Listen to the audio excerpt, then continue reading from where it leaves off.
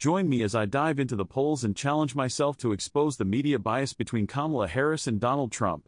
Media bias is a critical concept to examine, especially when it comes to polling data. We've seen countless times how the way information is presented can shape our perceptions and sway public opinion. And nowhere is this more crucial than in the realm of politics.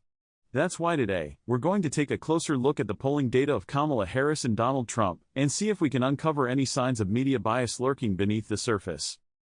Media bias affects public perception in a multitude of ways. It can influence how we view a particular candidate or policy, shape our opinions on what's important, and even impact our decisions at the ballot box. Moreover, biased reporting can create a self-reinforcing cycle, where like-minded individuals only consume information that confirms their existing beliefs, leading to further polarization. When we consider the substantial role that the media plays in shaping our understanding of the world, it becomes clear that media bias has significant implications for our democracy. This is especially problematic when we're dealing with elections, where the stakes are high and the margin between victory and defeat can be razor-thin. Biased reporting can hand an undue advantage to one candidate over another, potentially altering the outcome of an election. And once the election is over, biased media coverage can continue to shape our perceptions of the winning candidate's policies and actions, further entrenching division and partisanship. In extreme cases, media bias can even lead to the suppression of certain viewpoints or the amplification of misinformation, further eroding trust in our institutions and the media itself. It's clear that understanding and addressing media bias is essential for maintaining a healthy and functioning democracy. Let's take a closer look at some specific examples of polling data for Kamala Harris and Donald Trump. One poll, conducted by CNN, showed Kamala Harris leading, with a significant gap between her and Donald Trump. However, when we examine the methodology of this poll, we find that the sample size was disproportionately composed of Democrats who identified as liberal, which may have skewed the results. Meanwhile, another poll, conducted by Fox News, showed Donald Trump with a significant lead over Kamala Harris, but this poll sampled a disproportionately large number of Republicans. A closer examination of the reporting around these polls reveals some striking discrepancies. The CNN poll was widely covered in the mainstream media, with many outlets trumpeting Kamala Harris's lead and speculating about her potential path to the presidency.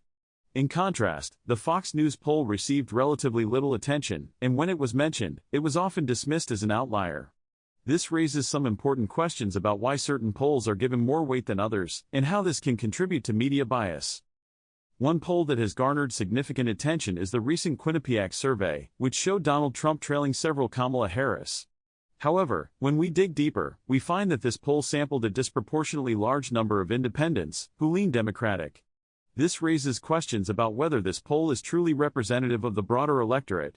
Furthermore, the media coverage of this poll has largely focused on Trump's weaknesses, rather than exploring his potential strengths. What's striking about these examples is that they all point to a clear pattern of media bias, where certain polls are elevated or downplayed depending on the narrative that the media wants to advance. This has significant implications for how we understand public opinion in the political landscape. By selectively presenting or suppressing certain information, the media can shape our perceptions and reinforce its own biases. One surprising finding that emerges from our analysis is that even when polls show similar results, the media can still find ways to spin the narrative to fit its own agenda.